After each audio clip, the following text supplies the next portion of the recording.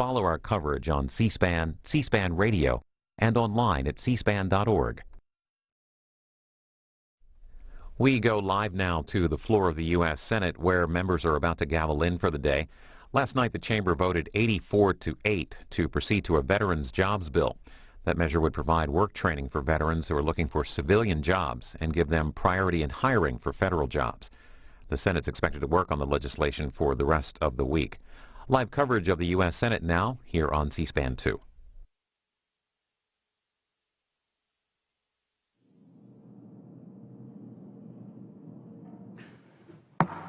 The Senate will come to order. Today's opening prayer will be offered by Reverend Father Marcel Rainville, chaplain of St. Michael's College in Burlington, Vermont.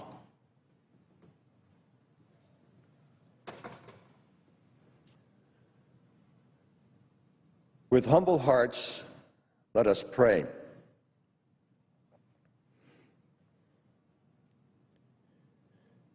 Gracious God, you make us stewards of your creation so that in all things we may honor the gift of life which you bestow on us each day. We pray for these, our elected officials, as they work to perform the sacred mission of service taken up on behalf of all the citizens of this nation that thirsts for God. Guide them with good judgment in the exercise of their duties. May your spirit of wisdom abide with them in shaping a more benevolent world according to your great love. And may the hearts of your people, especially these present, be open to the needs of all our brothers and sisters. We pray in your great name. Amen. Please join me in the Pledge of Allegiance to our flag. I pledge allegiance to the flag of the United States of America and to the republic for which it stands, one nation, under God, indivisible, with liberty and justice for all.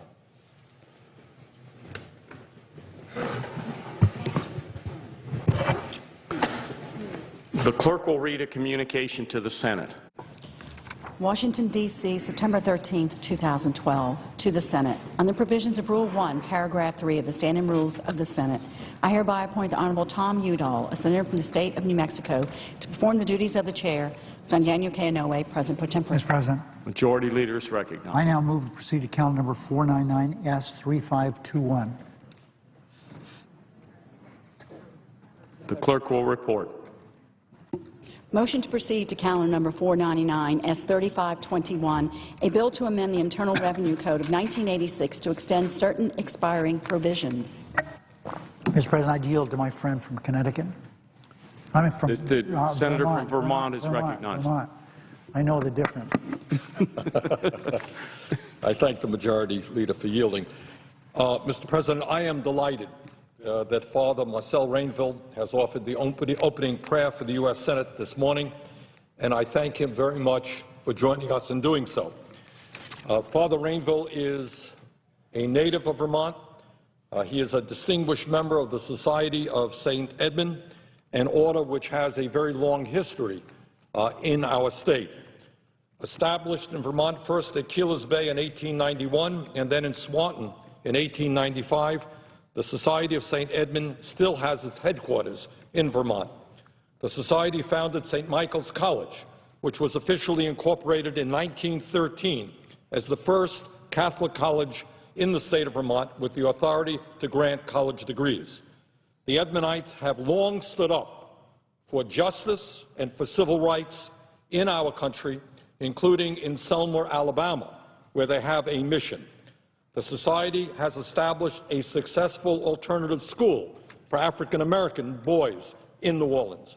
The Edmondites have as a major part of their vocation the mission to help those who are most in need, and we appreciate all of the good work they do.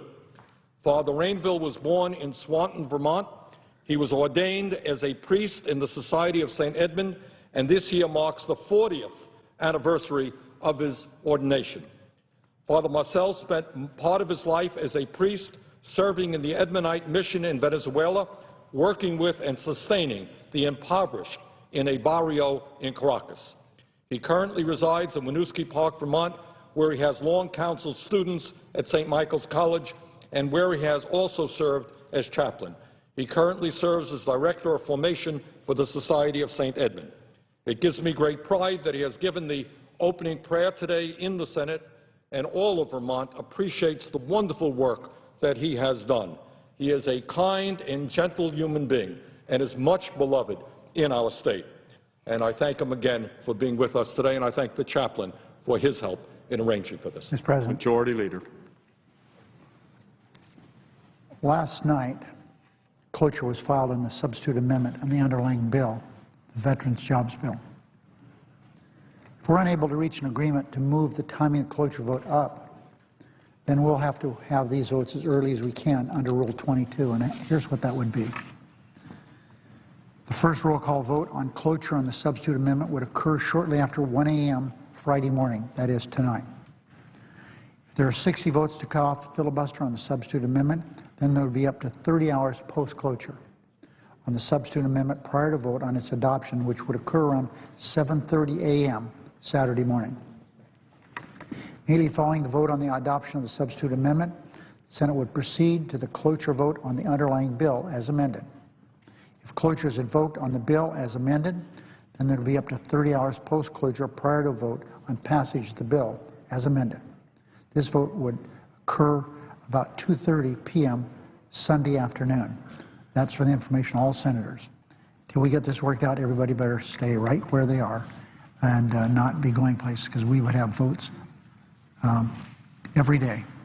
We would be able to finish this work on Sunday, sometime late in the afternoon, and then we would, of course, with the Jewish holidays on Monday and Tuesday, we would come back and work on the CR and a couple other things beginning on Wednesday. Mr. President, we're going to have the first period of time here. Let me just look this over.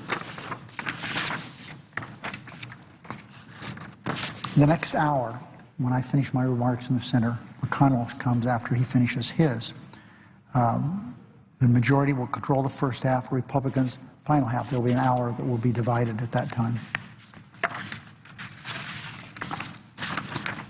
Mr. President, as we know, it's Thursday, which means Republicans have once again forced the Senate to waste the better part of a week jumping through procedural hoops that do not one positive thing for our country. This week, the Senate waited, yet another filibuster to deal with, the 380th filibuster in the 6 years that I've been the leader here in the Senate. But this time, Republicans aren't just obstructing a measure that would create jobs, which they've done many times. They're obstructing a measure which would create jobs for the men and women who have risked their lives over the past 11 years to protect our freedom. Each year, 200,000 service members re-enter the civilian workforce. The Veterans Job Corps Act, which is before this body, would invest in those returning veterans, easing the transition back to civilian life with job training programs and priority hiring for the first responder positions. If young veterans want to continue their service to country and community by becoming police officers, firefighters, or rescue workers, we should do everything we can to help them achieve that goal. The legislation would also create jobs for veterans, restoring forests, parks, coasts, and public lands. The least we can do for those who have fought for this country abroad is to ensure they never have to fight for a job when they come home. This legislation before this body should sail through the Senate with bipartisan support. Remember, Mr. President, the substitute amendment is a bipartisan measure worked on by Senator Burr and others on the Republican side. But this worthy legislation has met one Republican stall tactic after another. Not only As this bill faced a strong series of procedural hurdles, Republicans have larded it up with unrelated ideological amendments. That's what they want to do anyway. And while some of these amendments are certainly important, they don't belong in any jobs measure, let alone a jobs measure that would assist returning veterans. Unfortunately, Mr. President, I'm not surprised to see the grand old party blocking a jobs bill. After all, that's been their tactic all this Congress. It's really been their tactic for 4 years. The Republican leader, Mitch McConnell, said so himself. During the darkest days of the Great Recession, he said his #1 goal was to defeat President Obama, not to create jobs, not to do anything to boost the economy, but to defeat President Obama. Obviously, it's still true today. But I'm dismayed to see them blocking a jobs bill aimed at protecting those who protect this great nation. This is really a new low for the Republicans. At a time when 175,000 post-9/11 veterans are out of work, and many of them are homeless, we can't afford to waste time with election year politics. Less than 3 weeks before his death, President John Kennedy wrote, quote, "As we express our gratitude, we must never forget that the highest appreciation is not to utter words, but to live by them." End of quote. It's time that the Senate show its gratitude to a new generation of veterans with deeds. So it's my hope my Republican colleagues will find it in themselves to put American veterans first and political aspirations second. Mr. President, this bill could pass today. Send it on to the House. Have the President sign it within a matter of days.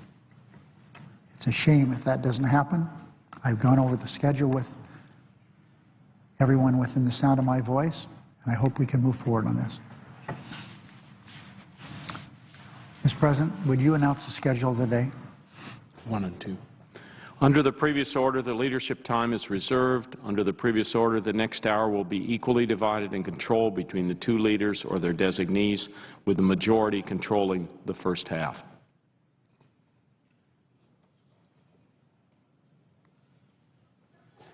Thanks. The clerk will call the roll. Mr. Akaka. Without objection. Mr. Akaka.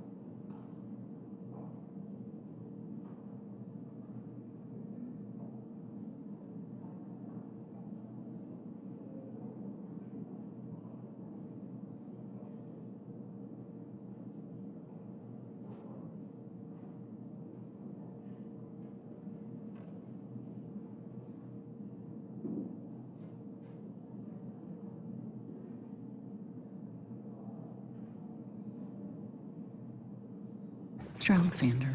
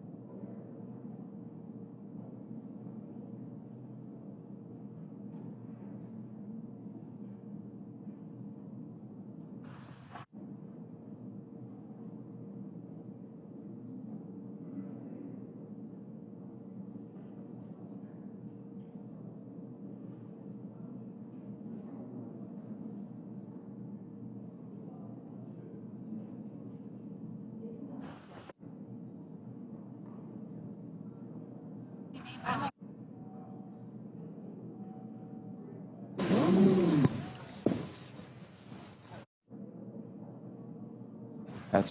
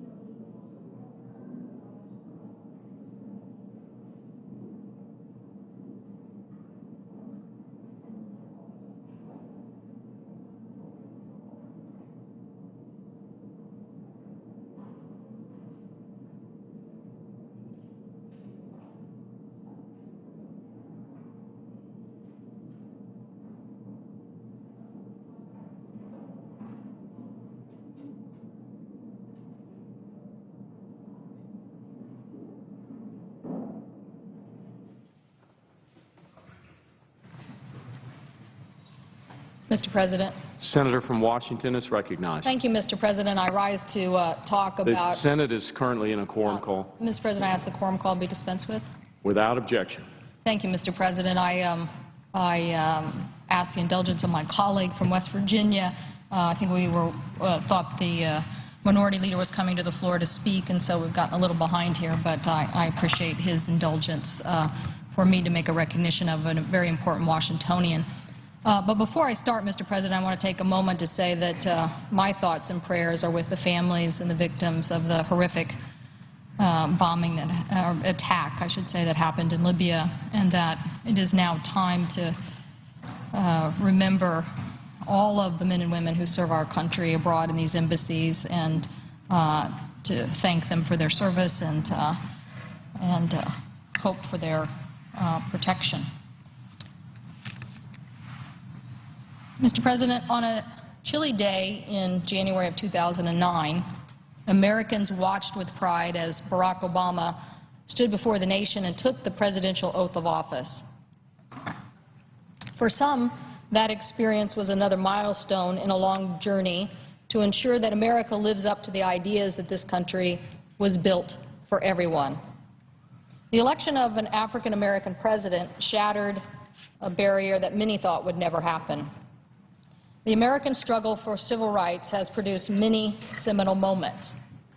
Rosa Parks and the Montgomery bus boycott, Martin Luther King and the March on Washington, Jackie Robinson stepping up to the plate for the first time.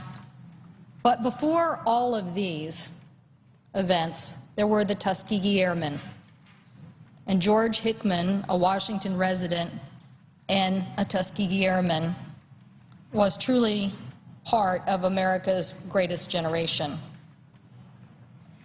They were the catalyst for an eventual desegregation of the entire United States military. and on March 19, 1941, the 99th Pursuit Squadron was formed at Tuskegee Institute in Alabama. When the United States was waging war against tyranny abroad, the members of what became known as the Tuskegee Airmen fought it and fought around the globe for us. Breaking barriers is never easy, and the time and the competence and patriotism of these African Americans sometime were openly questioned. But the Tuskegee Airmen didn't listen to those critics. They were fighting for what this country could be, not what it was. In the first class of graduates, there was only 5. But before the war ended, almost 1,000 pilots went through combat training at Tuskegee. Of those, 450 flew planes in the 99th Squadron and the 332nd Fighter Group in missions across Europe. And they used the steely resolve they had shown in the face of racism to their advantage. The 99th conducted bomber escort missions with stunning success. They flew 200 of 205 of these missions without the loss of a single bomber to the enemy aircraft. The 332nd Group achieved just as much. The Red Tail fighters came to be feared in the skies because of the feats like the one of Lieutenant Pearson, who pulled off when he took out a German destroyer in the harbor of Trieste, Italy, with just a .50 caliber machine gun. Equally important were the Tuskegee pilots who broke barriers at home. They may not have participated in combat, but they proved that they were instrumental in powering American military that eventually won the war. Amidst jeers and insults, the Tuskegee Airmen quietly went about their job with grace. Through grit and determination, they barreled through, full of dead ends and blocked doors, and shined light for others to follow. President Obama acknowledged as much when he said, quote, "My career in public service was made possible by the path that these heroes like Tuskegee Airmen have blazed."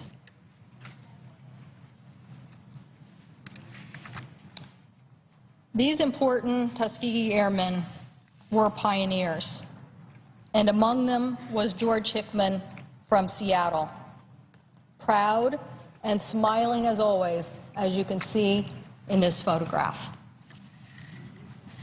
I rise today, Mr. President, to honor the life of this American hero and loyal Washingtonian. George Hickman passed away on August 19th at the age of 88. We owe George Hickman a great deal because beneath that big smile lay a quiet determination and courageous spirit that helped him make America a better place for all. George grew up in St. Louis, Missouri, and he loved building model planes, which he bought one for 10 cents at Woolworth's, and it became his dream to become a pilot. At 18, he pursued that dream. And when he had graduated from high school in 1943, George trained with the Army's all-African-American 99th Pursuit Squadron in Tuskegee, Alabama. He was a Tuskegee Airman and one of our nation's first African-American pilots. George's passion for aviation continued after his service was up, and as a mechanic with the Tuskegee Airmen, he developed skills that allowed him to succeed in college and graduate from college. And eventually, George brought his expertise to Boeing when he moved to Seattle in 1955. And over 29 years of his career, he rose through the ranks at Boeing. But that's not where this story ends. George was also an uplifting spirit, and he had the most radiant smile. You can see that from this picture. And that smile was there for his community, his family, and everyone who met him. George became a well-known figure at Seattle sporting events for the University of Washington Huskies and the Seattle Seahawks. In fact, people called him our lucky charm. For more than 40 years, he served as a press attendant and usher at UW sporting events. He never missed a game, including Rose Bowls. And he was there to give moral support to everyone. Even he went to the basketball and volleyball games and gave high fives to everybody on the court. As the UW basketball coach Lorenzo Romar put it, he's a guy that is selfless. He's always trying to lift everyone up. I always wondered, seeing this picture of George many times before today, what was it about the steely reserve of an airman that then becomes so grounded in what is really important in life, sharing and lifting other people up? But that's exactly what George did. And the University of Washington lifted George up too. They helped collect enough money so that he could travel back here and be part of President Obama's inauguration with those 188 other Tuskegee Airmen. Some estimates are that more than half of those Tuskegee Airmen that were there are no longer with us. With George's passing, certainly there is one more angel in heaven with a very big smile on their face. But here on earth, we have one fewer American heroes from the Tuskegee days to tell their story. So today I encourage all Americans to learn about the story of the Tuskegee Airmen. For those of you in the Pacific Northwest, I encourage you to visit the Museum of Flight in Seattle or the Northwest African American Museum, because they both have exhibits on display about this epic story. And it's a great opportunity to reflect on the people who inspired our nation and ended up changing the course of American history. George may no longer be with us, but he will always be remembered for that very big smile and for those that he's touched through his life. His spirit will live on. It's almost as if he's saying in that picture, you can get it done. We can get it done. His legacy lives on in his children, Regina and Sherry and Vincent and Shawneel, in his grandchildren and in his great-grandchildren. And we will all carry on this legacy with the United States military and the trailblazing Tuskegee Airmen. George's spirit will also carry on back home at Husky Stadium and at Heck Edmonds Pavilion. And many people, the Seattle City Council and the university and the Seahawks, have all honored him in their special ways. So, Mr. President, on behalf of a grateful nation, it is my pleasure to introduce a resolution to honor the life of an American hero, a great Washingtonian, George Hickman. And his wife, Doris, summed it up. George loved his family and enjoyed life to the fullest. He was a true American hero and an inspiration for all of us. I hope we pass this resolution. Thank you, Mr. President, and I yield the floor.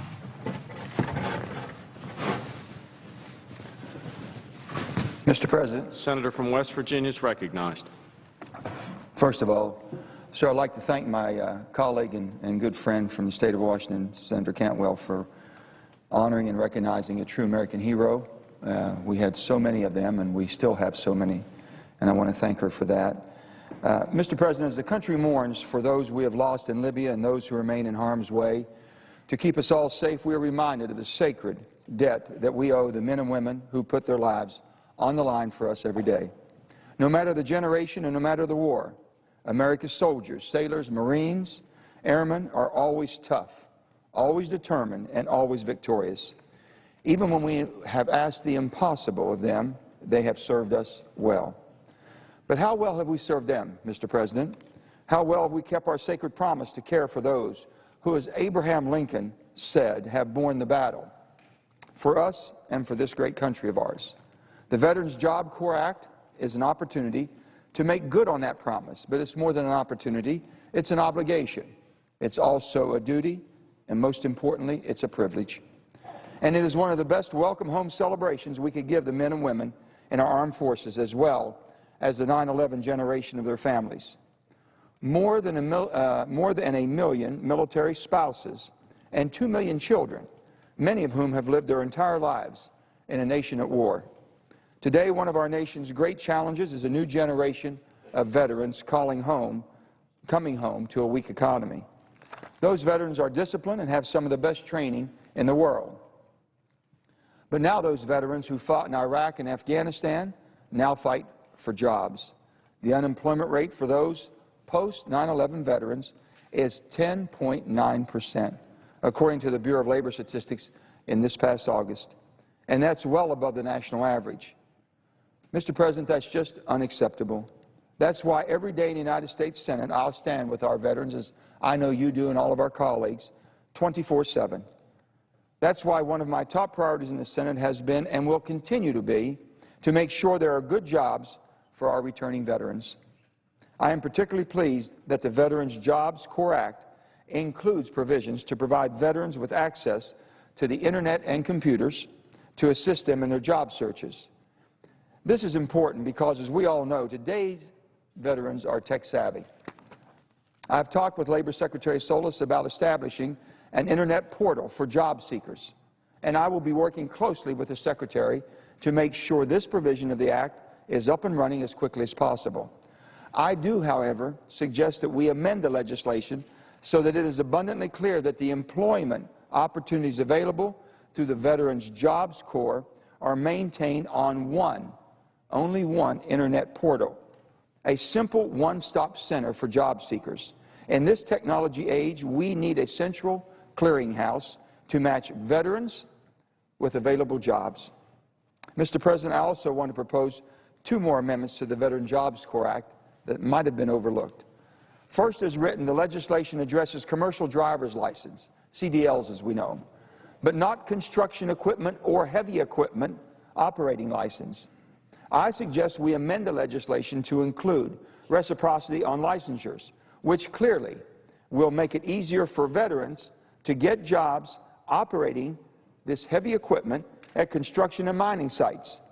They've been doing these jobs already every day in the military. There's no reason why they should have to face a complete new hurdle to get a new license for the same work here at home. And second, I would like the legislation to encourage members of Congress to lead by example and hire qualified veterans for openings in all of our offices, both here and at home. I proudly display the I Hire Veterans logo in my office, and many of our colleagues do, Mr. President. I've made this a commitment to every veteran that we will do all we can to put them back into employment, but we must all lead by examples. As members of the Veterans Jobs Caucus, we must do everything we can to end the unemployment crisis that our veterans are facing. In fact, while I was in my great state of West Virginia during our most recent state work period, I had the privilege of working with a private sector partner, DuPont, International DuPont, which has joined the I Hire Veterans project. They have committed for all their new hirees to be at least 10% of veterans. That is tremendous. This project is our new yellow ribbon, and I've always said, if you want to really help a vet, hire a vet. And then do business with folks who also hire vets. I've seen firsthand the positive impact veterans have on our economy. Leadership, teamwork, commitment, and trust. These are the hallmark qualities of all of our military heroes. And these are skills every American business, big or small, needs and can use today. Like every generation of warriors, today's young veterans make great hires. Their resumes include maturity, crisis management skills, and loyalty. And those resumes should be at the top of every stack of a person looking for a good employee today. Mr. President, patriotism requires many things, and one requirement is to keep faith with those who have worn the uniform of the United States of America. It is one thing to recall President Lincoln's immortal words and the commitment to those who have borne the battle. It is another thing to live by them, to always stand with the men and women who have kept this nation safe and free. They answered the call, and we must do as well. And I am so proud to support this legislation. 3 million veterans have returned from military service over the past 10 years, and another 1 million are expected to return to civilian life over the next 5 years. Can we rise to the challenge the way our warriors did in Iraq and Afghanistan? Can we make sure that our economy is ready for them? Of course we can. And just as importantly, we must. So, Mr. President, I ask all of my colleagues, Democrats and Republicans, to please vote yes on this most important piece of legislation. Thank you, Mr. President. And I yield the floor.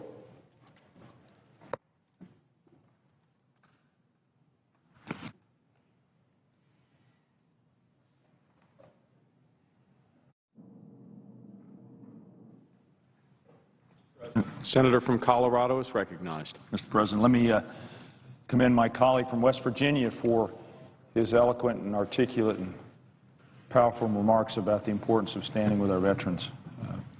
We have work to do. As Abraham Lincoln so powerfully put it, I just want to acknowledge the great work of my colleague from West Virginia. Mr. President, I'm here, as I have been on many a morning for the last number of months, to urge all of us to work together in order to extend the production tax credit for wind energy.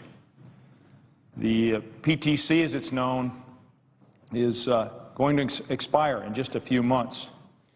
And that impending expiration not only threatens the jobs of tens of thousands of Americans, but also threatens the continued prosperity of an industry that has seen tremendous growth over the last decade. And we simply cannot let that happen.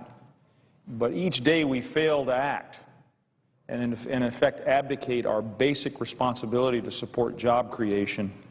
We are allowing jobs to be exported abroad, and we are truly abandoning a part of the bright future of American manufacturing. I've had the opportunity, Mr. President, over the last several months, as I mentioned, to come to the floor and talk about the benefits of the production tax credit in individual states. And today, and I'm here and I think it's timely and appropriate to highlight the great state of Arizona, a state that I have a special affinity for, as does the presiding officer. We were both born and raised in Tucson. And we both, I know, share a sense of pride because Arizona has adopted a renewable electricity standard like we have in Colorado and like we have in the presiding officer state of New Mexico. And the important thing is not just the adoption of that standard, but Arizona's commitment to renewable energy has truly produced results. Now, when you think about Arizona, you think about solar resources. Sun shines many, many a day in Arizona, but it's also home to more than ample wind resources. And in fact, the studies show that Arizona has enough wind potential to provide 40% of the state's current electricity needs, and that's according to the National Renewable Energy Laboratory. And Arizona is not letting that wind go to waste. It completed its first commercial wind project in 2009, and it's been steadily adding capacity ever since. The first project was the Dry Lake Wind Project, which is a wind farm comprised of 30 turbines in Navajo County, which is up in the northeastern section of the state, familiar to the presiding officer, quite near his home state to New Mexico. But Arizona isn't stopping with this one project. There are at least 7 wind manufacturers in Arizona who are creating good-paying jobs. And I want to mention one, Southwest Wind Power. It's a national leader in the small wind market, and it has a manufacturing facility up in Flagstaff, which is in Coconino County in the center of the northern part of Arizona. These online wind projects already power over 33,000 homes, and as I've highlighted, current projects under construction are likely to drastically multiply that number. Why is this important? Well, we have clean, renewable energy that creates American jobs. You talk about a virtuous cycle. This is one. Mr. President, there's a large wind project proposed in Arizona. It's the Mojave County Wind Farm, which is up here in the northwestern sector of Arizona. It will produce 500 megawatts of electricity. 500 megawatts would power 110,000 homes per year. And as importantly, that's an investment of hundreds of millions of dollars, and conservatively it would create nearly 1,000 jobs. Those are impressive numbers. Why do I bring this proposed project up? Well, I bring it up because this investment is at risk. The BLM, under Secretary Salazar's leadership, has fast-tracked this project, and it's scheduled to begin construction next year. But our inaction here literally will thwart those plans. Without an extension of the production tax credit, the future of this project and the jobs and the clean energy that it will produce are in jeopardy. And that's just, it's flat out unacceptable. We have to act here in the Congress in order for the immense potential of wind power to be realized. Now, I wanted to talk today about something I have not mentioned previously, but on the upside, when we produce power from wind in the arid West, we save an enormous amount of water. And recent estimates project that for every 1,000 megawatts of new wind power produced, we save over 818 million gallons of water on an annual basis. I don't have to tell you, the presiding officer, we're in a period of extreme drought, not only in the Southwest but in the Midwest. And when you add in the fact that Arizona has a very arid climate, fresh water supplies become increasingly precious. So when we take steps to reduce the demand for that fresh water, we make a down payment on the future of the Southwest. And of course, we know that well in Colorado. We're the headwaters of some of the most significant and major rivers that feed the water needs of states all around us. But if we let the PTC expire, we risk all the jobs, the manufacturing, and the water savings that would have really positive effects on our economy. I see my good friend from Arizona is here, and I want to conclude. But I want to conclude on this note. This really isn't a partisan issue. On both sides of the aisle, we have strong support for the production tax credit. Just last last month, the Finance Committee included an extension of the production tax credit on a strong bipartisan vote. Our good friend, Senator Grassley from Iowa, has led the effort here in the Congress, and we have support in both houses. So I want to make a plea to all of us that let's act in a bipartisan fashion. Let's renew the production tax credit. The production tax credit simply equals jobs. So we ought to pass it as soon as possible because the production tax credit equals jobs, and that's job one here for those of us in the Senate. In the House yesterday, a group of House members, over a dozen of them, made this effort bicameral. They talked on the floor of the House about how the PTC has benefited their districts. Their remarks highlighted what I've been saying for months. Without the PTC, thousands of good-paying American jobs will likely be lost or shipped overseas. Mr. President, there's no reason that should happen. Let's pass the production tax credit extension as soon as possible. Mr. President, thank you for your interest. Thank you for your support. And before I yield the floor, I have a unanimous consent request. Mr. President, I'd ask unanimous consent that 7 requests for committees to meet during today's session of the Senate be approved. They have the approval of the majority and minority leaders, and I'd ask unanimous consent formally that these requests be agreed to and that these requests be printed in the record. Without objection. Mr. President, thank you, and I yield the floor.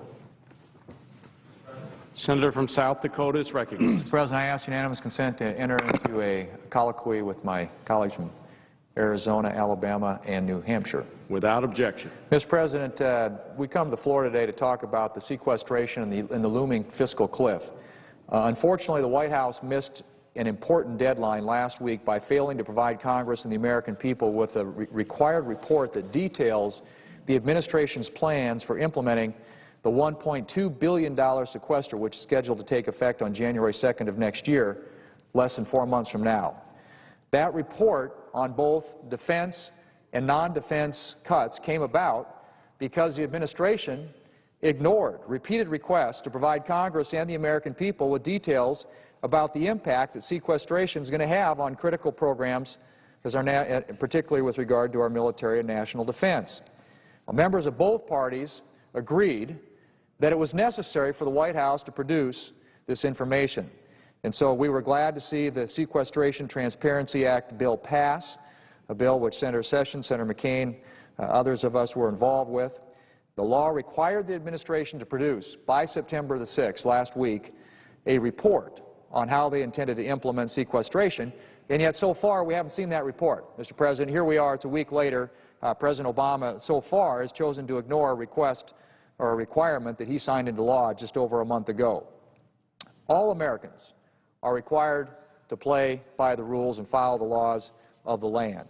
And it seems to me, at least, the administration owes the American people and the Congress, under the law that was passed, a report that would detail the proposal that they have with regard to sequestration that's going to occur on the 1st of next year. And I think the reason that's important, Mr. President, it's important for a lot of reasons, but we don't have a lot of time here. If we are going to do something to avert what would be a catastrophe for our national security interests, we have to take the steps that are necessary to do that. Well, it's very hard to come up with a replacement or an alternative to what the administration proposes when you don't know what the administration is proposing. And so we are hoping when we get this report, which I hope will be soon since it is a week now overdue, we get an idea about what the administration proposes to do, and then Congress can move forward, hopefully with an alternative that would avert which would be a major disaster, has been described by our military leadership in this country, to America's national security interest. And I know the Senator from Arizona, the Senator from Alabama, and others will detail some of that, but I think it's important to point out what some of the President's own advisors have said. The Secretary of Defense, Leon Panetta, has issued repeated warnings about the negative impact these cuts will have on our military, saying, and I quote, "It would do catastrophic damage to our military and its ability to protect this country," end quote. General Odierno, the Chief of Staff of the Army, said that cuts of this magnitude would be catastrophic to the military. He went on to say that these cuts would incur an unacceptable level of strategic and operational risk. Now, it's interesting, there's a book out now by the Washington Post reporter Bob Woodward, who describes President Obama and then OMB Director Jack Lew, when they were going through this process, as insisting on these defense cuts during the debt ceiling negotiations. It's clear, Mr. President, they wanted to use these defense cuts as leverage to get tax increases. And in fact, if the fiscal cliff, if we breach the fiscal cliff, we go over the fiscal cliff, it's now being predicted by the Congressional Budget Office that will drive unemployment above 9% next year and plunge the country into yet another recession. In fact, they project, the CBO does, that the GDP will contract by 2.9% during the first half of next year and by 5% over the entire year. Fed Reserve Chairman Ben Bernanke has also said that estimates, and I quote, "do not incorporate the additional negative effects likely to result from public uncertainty about how these matters will be resolved," end quote. Mr. President, we're heading toward a train wreck. We are heading toward a disaster for America's national security interests. It all started with the fact that this chamber has not produced a budget for now 3 years in a row.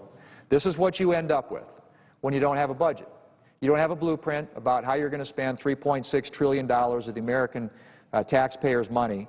And so we ended up with a Budget Control Act that was cobbled together at the last minute to avoid a crisis on the debt limit last summer, which put in place a super committee designed to come up with these cuts. When the committee failed, this sequestration process was triggered. That was last November. We've had almost a whole year now for the administration to put forward their plan about how they would deal, how they would implement this sequestration, these across-the-board cuts, which disproportionately impact our national security spending. And Mr. President, it's a disservice to the American people, it's a disservice to the Congress for the administration not only to have not put something out prior to, but now, since we've passed legislation that was signed into law just a month ago that required the President to put forward this report, not to have received it yet, so that we can have the time that's necessary to take the action that's necessary to avoid what would be a catastrophe and a disaster for America's national security interests. And so, Mr. President, I hope that we will receive that report. This fiscal cliff is real. It's not just the Congressional Budget Office. A lot of the outside analysts have looked at this and come to the same conclusion, and that is that if something is not done to avert these cuts and to deal with the tax increases that will occur on the 1st of next year, that we will go over a fiscal cliff. And that could be incredibly dangerous and have catastrophic consequences for America's national security and interests, but also for our economy and for jobs. So, Mr. President, I would like to yield to my colleague from Arizona, Senator McCain, one of the most respected voices on national security issues and someone who's been very active on this sequester issue and trying to get the Defense Department to at least let us know what they're intending to do with regard to the cuts that are going to impact the national security interests of this country. And so I would yield to the Senator from Arizona. Mr. President, I ask unanimous consent that I be included in a colloquy with the Senator from South Dakota and the Senator from Alabama. Without objection. And naturally, the Senator from New Hampshire as well, I regret. Without objection. Mr. President, I think that the Senator from South Dakota has laid out the problem here. One of the regrets that I think all of us have is the failure of this message to getting to the American people. The loss of 1 million defense jobs, the $1 trillion taken out of our economy, the devastation to our national security that has been so graphically described by our Secretary of Defense and our uniformed chiefs. And still, I think most Americans don't even understand what the word sequestration, how it applies in this particular situation. Now, maybe when this report, thanks to the legislation sponsored by the Senator from South Dakota, comes out as to the effects, it will give more visibility to the train wreck that we are facing. And it is a train wreck. And I'd like to remind my colleagues again, the President cut $78 billion from defense in 2011. The budget request this year cut an additional $487 billion over the next decade. And this is another approximately $480 billion in addition to that. That's why our uniformed service chiefs say that they're not able to carry out their missions if the sequestration take place. And the President of the United States, whose title is Commander-in-Chief, has said, as far as I know, one, that he wants us to agree to tax increases, or there's been some comments that he's made about, well, after the election, maybe we'll sit down. That's not the job of the Commander-in-Chief of the Armed Forces, whose #1 priority is this nation's security. The job of the President of the United States is to prevent the catastrophic consequences of sequestration on our nation's national security. I stand ready, and I know my colleagues do. I stand ready to go over to the White House and sit down with the President of the United States and say, how can we avert this catastrophe for our nation's defense? And what's the answer? Well, as soon as Republicans agree to tax increases, or after the election, maybe we can sit down. Meanwhile, the Pentagon has to plan. They have to plan on what their budget is, on what their capabilities are going to be, what their acquisition is going to be, how we're going to pay, make sure the pay and benefits of our men and women who are serving are kept. So I'll yield to my friend from Alabama in just a second, but this is really an incredibly frustrating situation.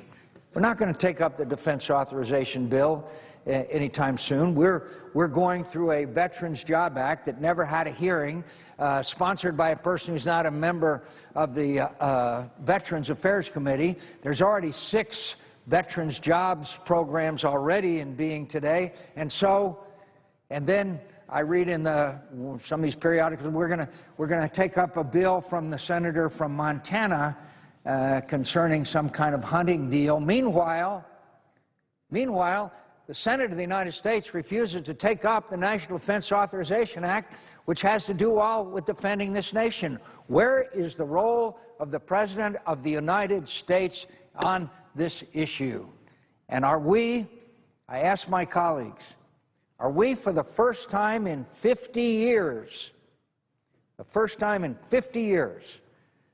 not going to pass and send to the President's desk for signature a defense authorization bill?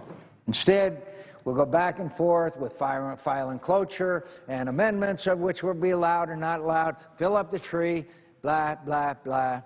And yet the majority leader of the United States Senate cannot take up the National Defense Authorization Bill, the most important piece of legislation that this body considers, and it may be for the first time in 50 years.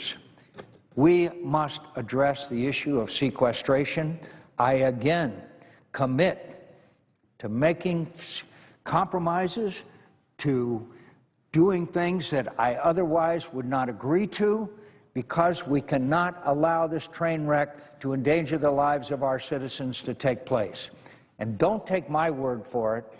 Take the word of the Secretary of Defense, appointed by the President of the United States, and our uniformed chiefs appointed by the President of the United States with the advice and consent of the Senate, that this is a devastating challenge to our national security. And I think we just found out in the last couple of days that the world we live in is a very dangerous one. I thank my colleagues for their involvement. I yield to the senator from Alabama. Mr. President, I think we should listen to Senator McCain, and Senator McCain made a point that I think he understands. He's been ranking Republican on the Armed Services Committee. He's served his nation as a career in the military. And we have a commander-in-chief who's not leading. We have a majority leader in the United States Senate is not leading. And we're about to have no defense authorization bill this year. First time in 50 years. I would also note this will be the first time since I've been in the Senate, and maybe I don't know how long, we've passed not a single appropriations bill, zero, including the defense appropriations bill. It's going to be part of some massive omnibus CR for 6 months and without any real oversight or thought as to how that money would be spent. I'm a member of the Armed Services Committee and ranking member of the Budget Committee. I'd just like to point out how these cuts that as Senator Thune established were driven by the White House when they set up this committee last August, and we committed to reducing spending by $2.1 trillion over 10 years. Instead of spending $47 trillion, they would reduce it to $45 trillion. We're spending now at the rate of $37 trillion over 10. We're still increasing spending over current rate, but it wouldn't be quite as much. But the way this fell is remarkable. I want to show this chart.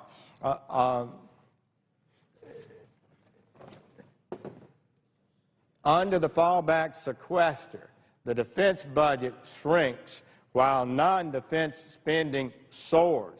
Under the budget as proposed and as in law today, the Defense Department, unless we take action to fix this sequester, would have a reduction of 11% over the 10 years in their program, while the remaining 5/6 of the federal government, defense is only 1/6, would get a 35% increase.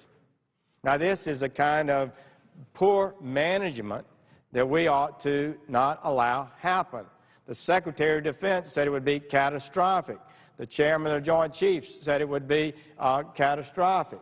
Yet that's where we're heading, and we need leadership now. It will take place in January. We need to fix it now because defense contractors and military budget people and the Department of Defense is right now trying to wrestle with what to do about it. So this is not acceptable. So you say, they might say, the Defense Department has received dramatic increases. It ought to take more cuts. You've heard that said. It's really not so. Let me show you some of the things about spending. From 2008 through 2011, these are the increases in spending by departments. Food stamps has gone up 100%, double. Medicaid gone up 37% from 2008 through 2011. The Defense Department has increased 10%. And basically this year, very little, last year it had very little increase. So you're having the perception that the Defense Department is the one that's driving the increases in spending is not accurate. And let me point out, under the Budget Control Act agreement August a year ago, they totally exempted food stamps from any reduction. They totally exempted Medicaid from any reduction, not a dime. And that's how why the cuts fall disproportionately on defense. And of course, Social Security has no reductions. So these are things that we need to understand as we wrestle with how to manage the people's money. So Senator Thune, thank you for your leadership, and Senator McCain, I just would say that this is not a good way to do business. I don't believe it will eventually become law, but right now it's causing disruption in the Defense Department and in our procurement for the Defense Department. We need to do something about it sooner rather than later. It's very disappointing that the Commander-in-Chief, the Chief Executive, doesn't see this problem and begin to provide leadership right now to fix it. I see my colleague from New Hampshire, a fabulous new addition to both the Budget Committee and Armed Services Committee. And I'm just so pleased with her grasp of defense issues and her passion about it. Senator Ayotte. Thank you. I would ask permission to enter into this colloquy with my colleagues. Without objection. Thank you.